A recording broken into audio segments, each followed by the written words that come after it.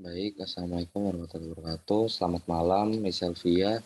Eh, Nama saya Muhammad Fajar Falak dengan NIM 010177210068. Di sini saya akan menjelaskan Smart VLS SFM untuk exercise 4 dan exercise 5. Baik, langsung saja kita mulai ya.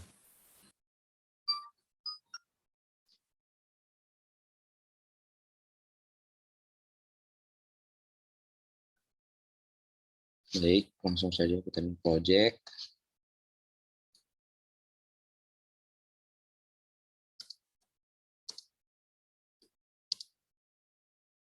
Oke, langsung kita import data. Tempat.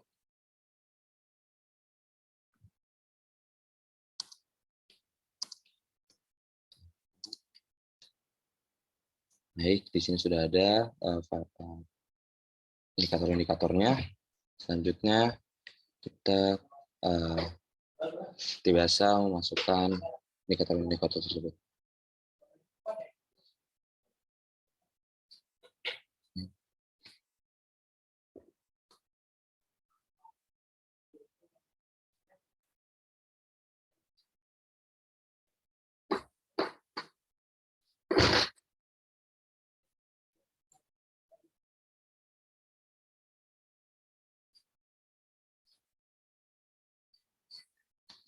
Baik, sudah dimasukkan, langsung kita connect dan dengan connect terlebih dahulu.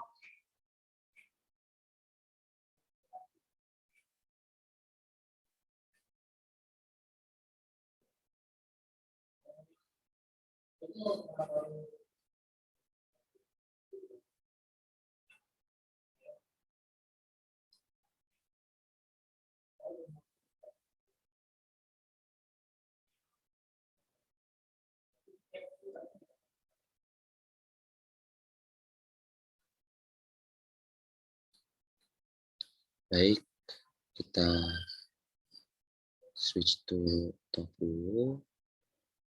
Ini karena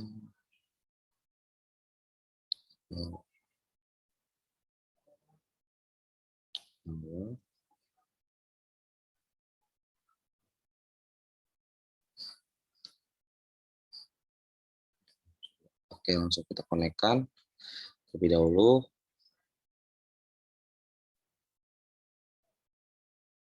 Oke.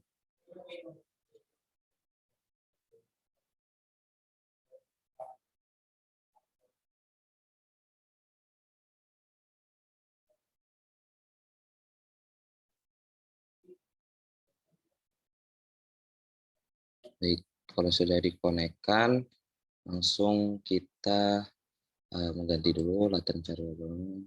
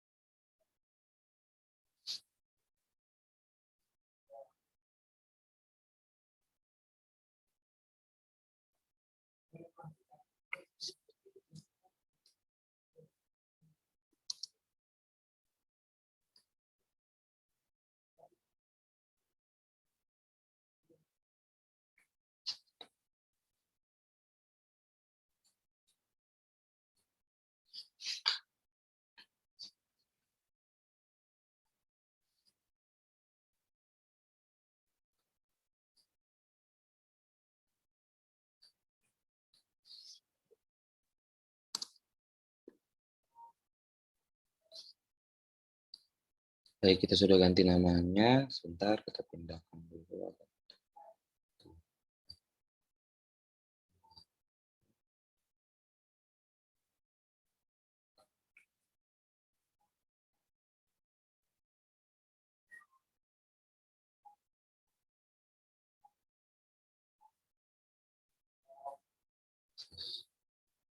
Terlebih dahulu.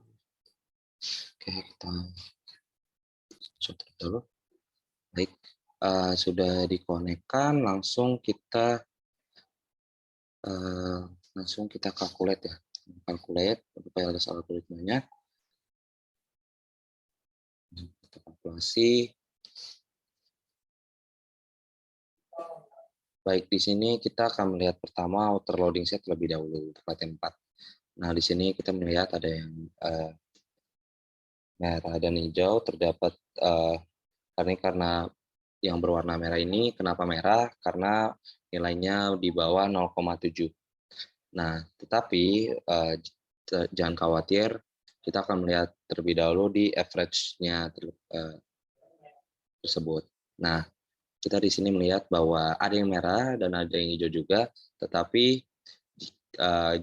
untuk average itu sendiri kan ada yang harus dihapus tadi karena merah, tetapi tidak harus dihapus karena untuk average itu sendiri jika ingin dihapus itu berada di bawah angka 0,5. Tetapi di sini kita bisa melihat di flotation, forecast, dan sebagainya itu berada di atas angka 0,5. Jadi tidak perlu dihapus. Baik, kalau sudah kita langsung ke R-square. Nah, di sini kita bisa melihat ya R-square. Untuk R-square itu sendiri ada data-datanya. Untuk R-square,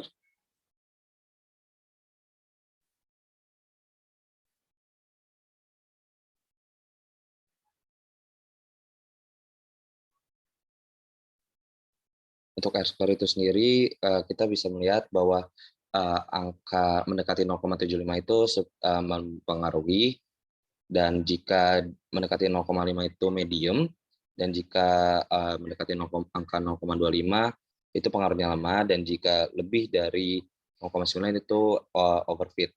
Nah, di sini kita bisa melihat bahwa forecast intention dan lain-lainnya ini medium atau moderate. Nah, di sini kita melihat bahwa full intention itu pengaruhnya lemah, sales performance pengaruhnya lemah, dan service juga pengaruhnya lemah. Baik, langsung saja kita ke F-square. Nah, di sini untuk F-square itu besar pengaruhnya. Nah, di sini ada ketentuannya, jika nilai F-square itu kurang dari 0,02 itu berarti tidak ada pengaruh. Nah, jika F-square-nya itu berada di dekat angka 0,02 itu kecil, dan jika F-square-nya itu mendekati angka 0,15 itu medium, dan jika F-square-nya itu mendekati 0,35 itu berarti dia besar. Nah, di sini kita bisa melihat bahwa untuk full intention terhadap purchase intention itu bisa mendekati angka 0,35 yang berarti pengaruhnya besar. Nah, kita bisa melihat untuk sales performance terhadap forecast intention itu angkanya 0,002 yang berarti ini tidak ada pengaruh ya. Nah, selanjutnya untuk service di sini ini berarti kecil, angkanya kecil, dan jika time full intention ini medium, dan ini berarti tidak ada pengaruh. Baiklah, selanjutnya kita ke FIF. Nah, di sini kita bisa melihat angkanya di atas 0,2 atau di lower than 5, di bawah 5 berarti angkanya ditoleransi. Seperti itu. Baik, kita langsung ke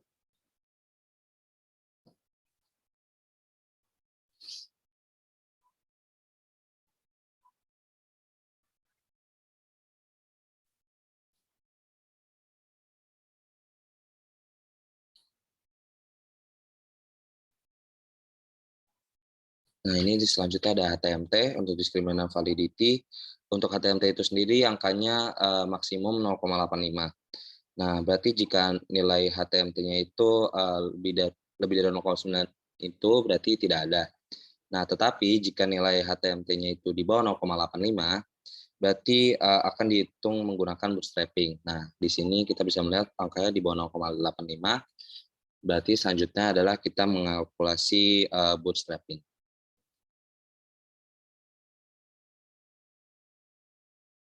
Di sini angkanya 5.000. Ya, start kalkulasi.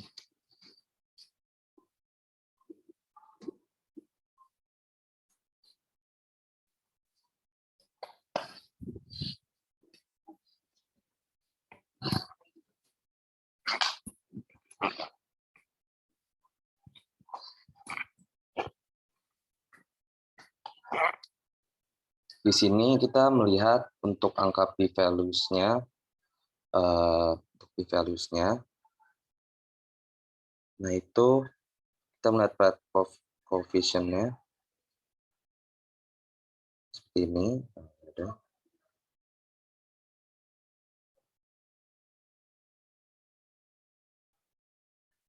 Berarti kalau merah itu reputasinya tidak valid.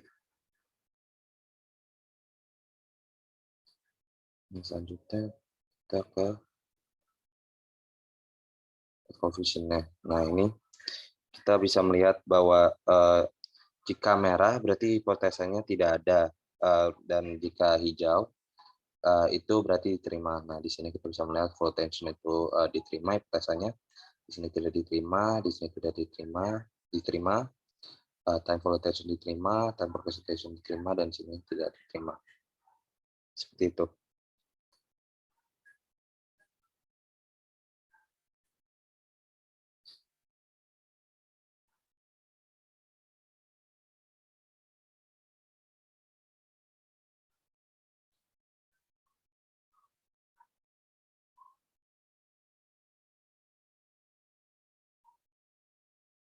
Jadi kalau loading, nah di sini kita bisa melihat per indikatornya itu di angka hijau berarti hipotesa diterima. Seperti itu. Selanjutnya ke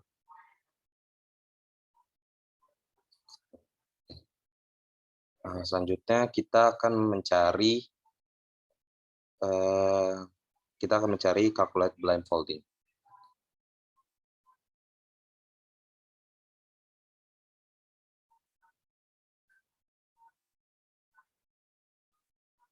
Baik, di sini kita bisa melihat untuk blindfolding,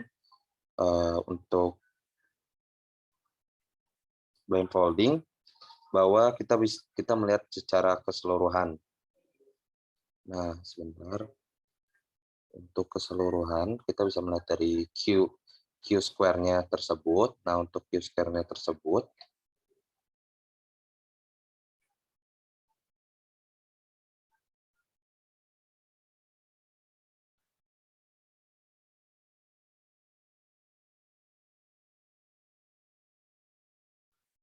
untuk Q square tersebut kita bisa melihat ada ketentuannya.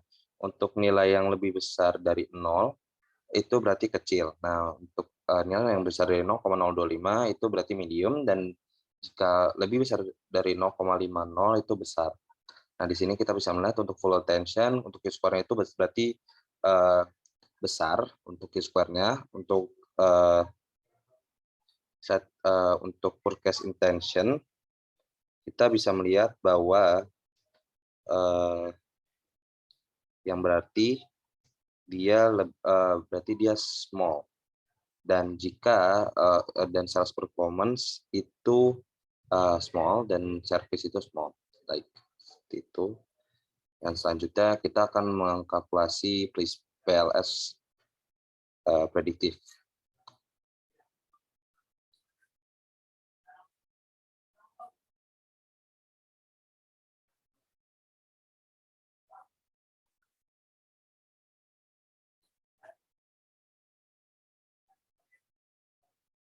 Nah, di sini kita melihat PLS prediktifnya, kita melihat dari nilai Q-square-nya.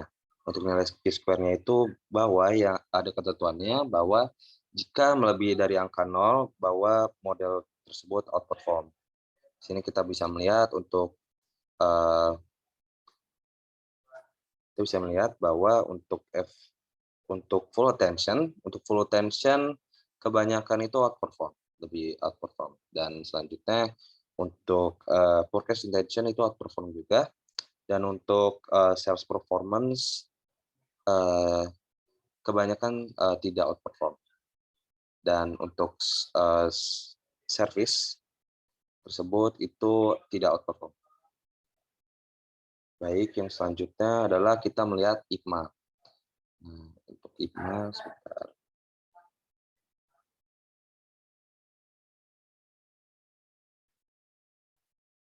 Baik, kita melihat dari target construct dulu.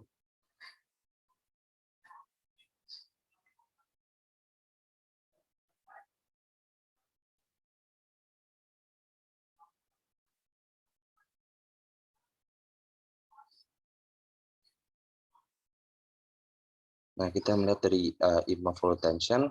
Di sini kita bisa melihat untuk full attention tersebut, untuk ketentuan terhadap time, bahwa untuk time berpengaruh terhadap full attention, karena berpengaruh sekali, karena mendekati angka 0,35. Seperti ini. Selanjutnya kita ke selanjutnya untuk IPMA yang selanjutnya adalah forecast intention. Untuk forecast intention kita start kalkulasi terlebih dahulu.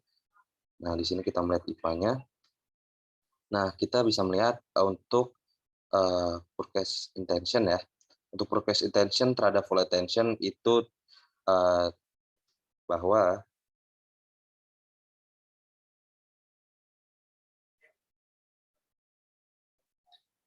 jika semakin ke kanan dia berarti memiliki pengaruh besar terhadap forecast intention, dan jika semakin ke kiri itu berarti pengaruhnya kecil, dan jika berada di kurang dari titik 0,05 berarti dia tidak ada pengaruhnya sama sekali. Di sini kita bisa melihat bahwa sales performance terhadap forecast intention itu tidak ada pengaruh, dan di sini kita bisa melihat bahwa untuk service itu pengaruhnya kecil sekali.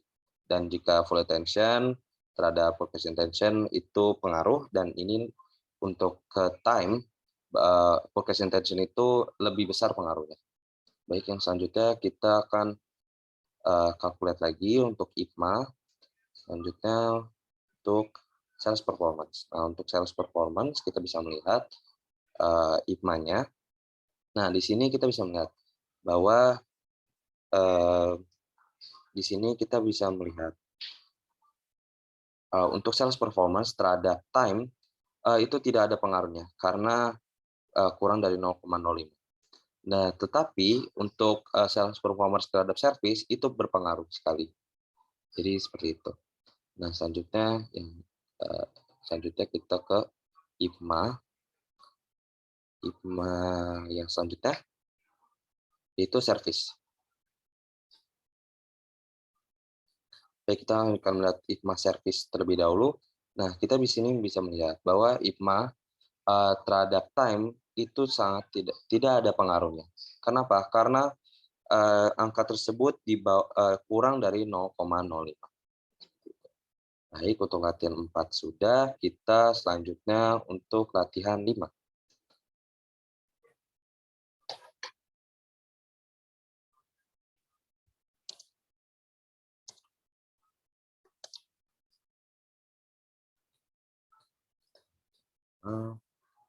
Kita import saja terlebih dahulu latihan 5.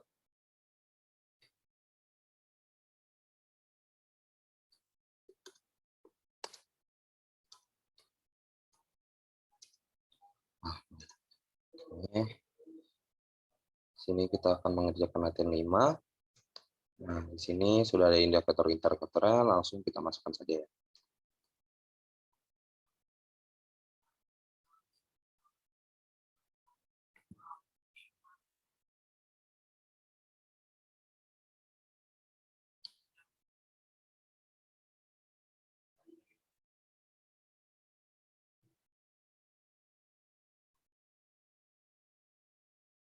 Ya, kita langsung masukkan saja indikator-indikatornya sudah. Nah, selanjutnya kita akan mengconnect terlebih dahulu. Bentar.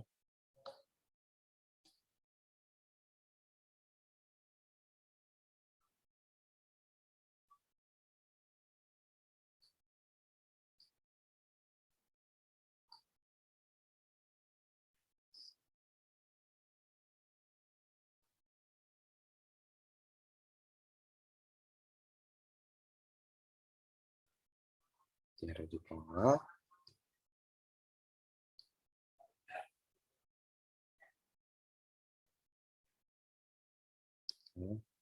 Sudah, kita langsung kita edit dulu terlebih dahulu agar bisa di-connect.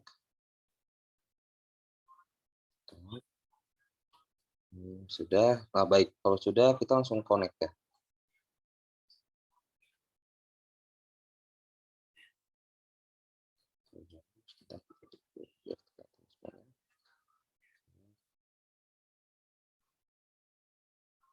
Oke, langsung kita connect ya.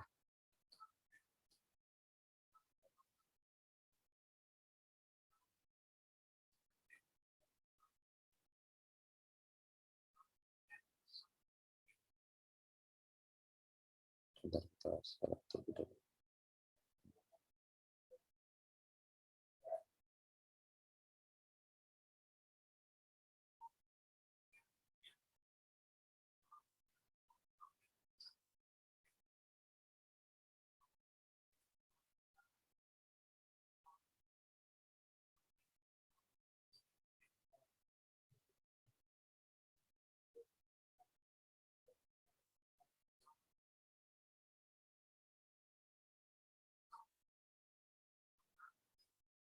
Oke, kita connect. Connect. Oke.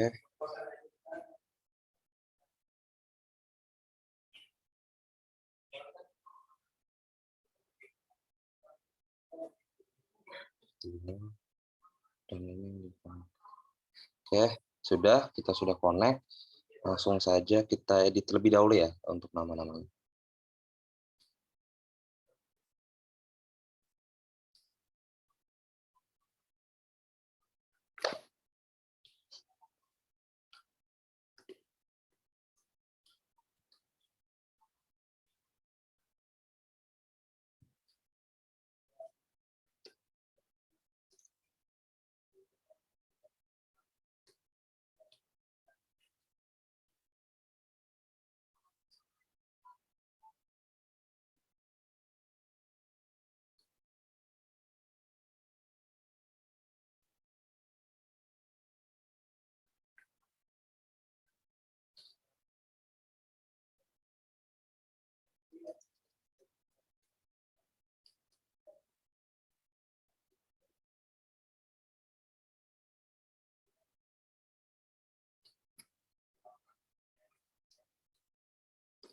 Terus yang terakhir kita mengganti menjadi customer loyalty.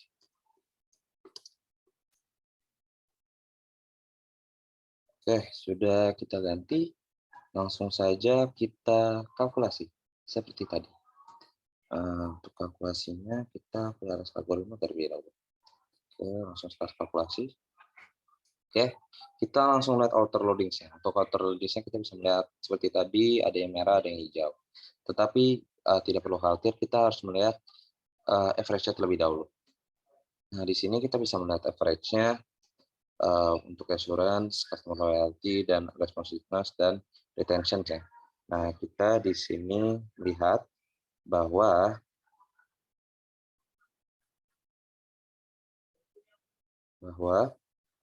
untuk untuk average ini jika di bawah angkanya 0,05 berarti kita harus jika berwarna merah dan di bawah 0,5 berarti kita harus menghapus angka tersebut. Nah, kita berarti balik lagi ke terlebih dahulu. Nah, di sini kita melihat untuk angka yang kurang.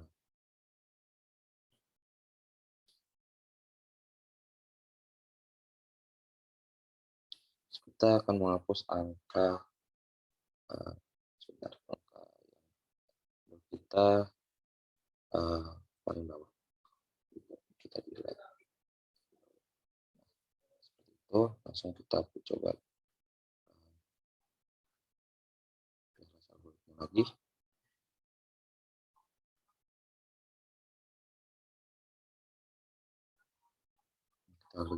Kita lihat. Nah, di sini kita bisa melihat tidak ada angka yang di bawah 0,5 lagi. Jadi semuanya di angka di atas angka 0,5 tersebut. Nah, selanjutnya kalau sudah kita lanjut ke R-square. Nah, untuk R-square itu tersebut kita memiliki mencari pengaruh yang memang kepada setiap indikator yang ada. Nah, di sini kita melihat customer loyalty dan trust. Nah, di sini yang paling rendah adalah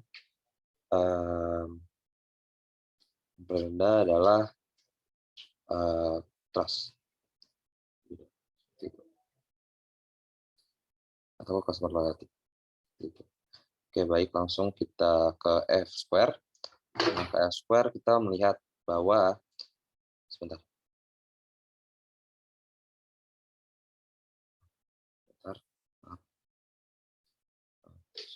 Oke.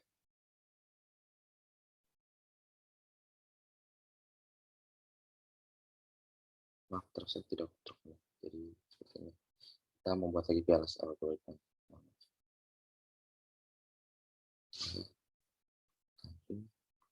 Oke, kita melihat konstruksi algoritmnya. Di sini tetap sama ya. Oke, kita melihat untuk customer loyalty dan trust. Di sini kita melihat bahwa angka R-square terkecil yaitu trust. Indikatornya untuk yang paling kecil ada trust. Nah, selanjutnya kita ke F-square. Untuk F-square,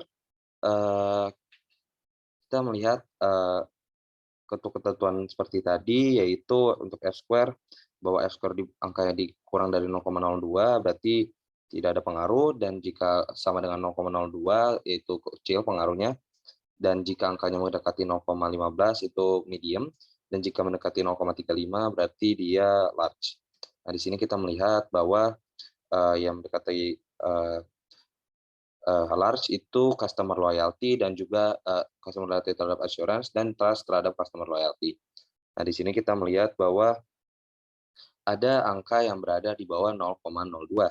Nah, di sini kita melihat bahwa retention terhadap customer loyalty, responsiveness terhadap trust, dan juga assurance terhadap trust. Gitu. Nah, selanjutnya kita ke diskriminan validity. Nah, untuk diskriminan validity tersebut, atau HTMT itu harus 0,85 atau dikurang dari 0,90. Nah, di sini kita melihat bahwa HTMT untuk customer loyalty itu tidak ada pengaruh terhadap variabel. Nah, jadi seperti itu.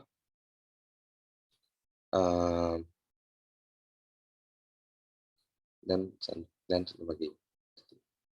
Ya, langsung kita ke FIF.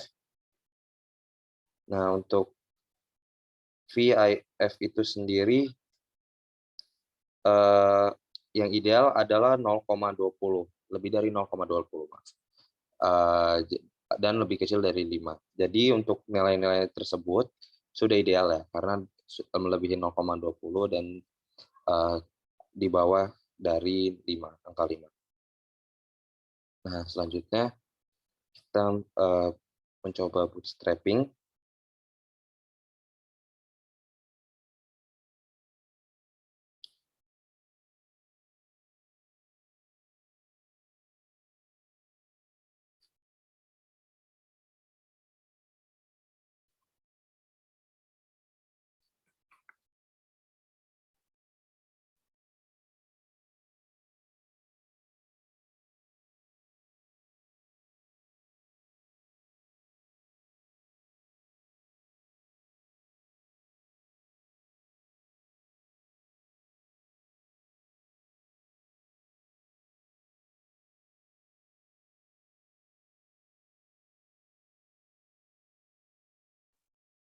Baik, di sini kita melihat bootstrapping dari latihan 5.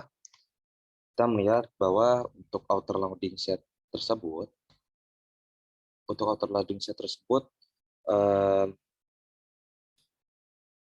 bahwa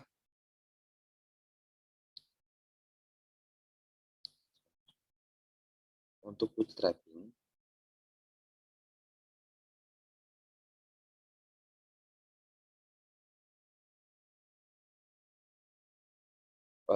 kita melihat per indikatornya di sini, dan untuk bootstrapping jika outer loadings-nya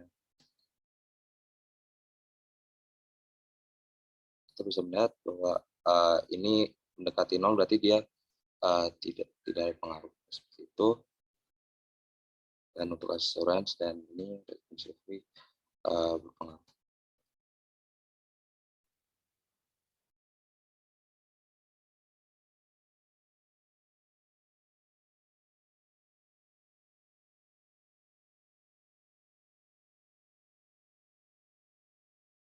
Di sini kita melihat p-values-nya mengapa di angka merah.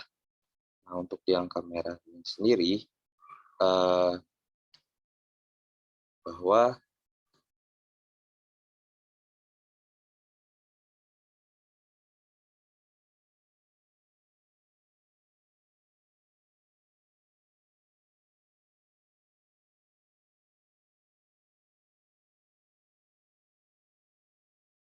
untuk ini dia kalau misalnya p-values-nya berangkat di atas seperti ini merah, bahwa dia untuk di p-values-nya itu sendiri tidak diterima seperti itu.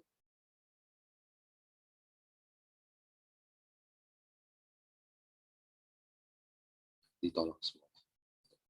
Baik, langsung saja kita ke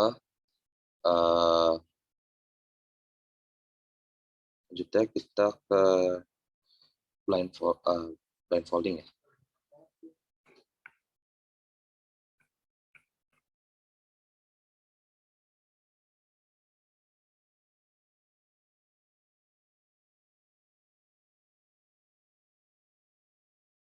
Nah, untuk blindfolding seperti ini, kita melihat Q-square-nya. Untuk Q-square-nya itu sendiri, bahwa nilai yang lebih besar dari 0 itu kecil, nah ini 0,025 besar, 0,025 itu medium, dan 0,50 besar. Sebentar.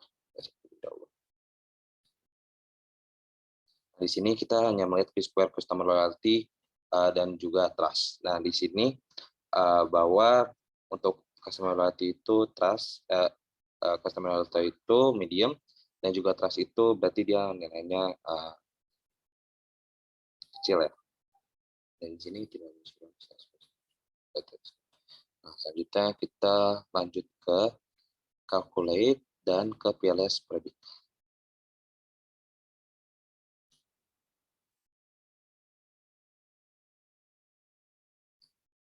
Nah, di sini kita melihat Q-square predict-nya ya. Nah, untuk PLS predict itu jika Q-square-nya lebih dari 0, itu berarti dia outperform. Tetapi kita bisa melihat bahwa untuk ini tidak outperform. Jadi seperti itu. Nah, selanjutnya kita yang terakhir yaitu IPMA, yaitu Importance Performance Map Analysis. Customer loyalty. Nah, untuk customer loyalty kita bisa melihat ya. Nah, di sini kita bisa melihat bahwa untuk customer loyalty terhadap assurance itu tidak ada pengaruhnya karena angkanya di bawah 0,05, dan begitu juga bukan assurance, responsiveness karena dia berada di bawah angka 0,05. Dan juga untuk retention juga sama seperti responsiveness, tidak ada pengaruh bagi customer loyalty. Dan untuk assurance dan trust itu ada berpengaruh sekali. Untuk trust sangat berpengaruh dan assurance berpengaruh saja. Seperti itu. Selanjutnya kita calculate lagi ke IPMA, kita akan ke TRAS, start kalkulasi, ini dan kita ke IPMA. Nah, untuk TRAS itu sendiri, di sini kita bisa melihat yang berpengaruh hanya assurance saja. Mengapa? Karena angkanya melebihi 0,05. Tetapi untuk responsiveness dan juga retention itu tidak berpengaruh. Kenapa? Karena angkanya di bawah 0,05. Seperti itu. Baik, sekian dari saya yang bisa saya jelaskan untuk latihan 4 dan juga latihan 5. Terima kasih, Sylvia.